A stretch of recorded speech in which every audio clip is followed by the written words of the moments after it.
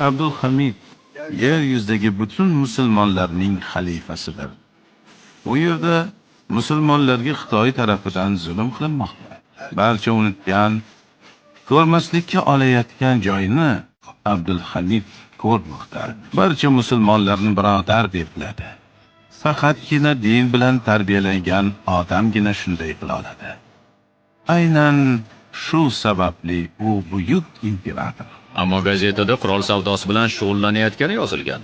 Abdulhamid zulmga vaqt topib tijorat qiladigan odam emas. Uni siyosiy jihatdan qoralashni istashmoqda. Mening chegaramdagi suvlarda mening kemamga hujum qilolmaysiz.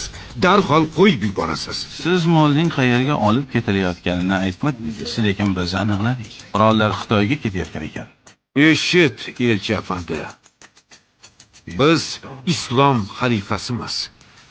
Qayerda musulmon bo'lsa, ular uchun mas'ulmiz. Sharqiy Turkistondagi qardoshlarimiz uchun ham mas'ulmiz. Londondagi dindoshlarimizdan ham. G'ayratingizni tarqatay. Londonga ko'p borolmaganingiz uchun bilmaysiz. Islom u yerda ham joy bo'ldi. Bizga har kuni musulmon bo'layotgan inglizlarning xabari kelmoqda.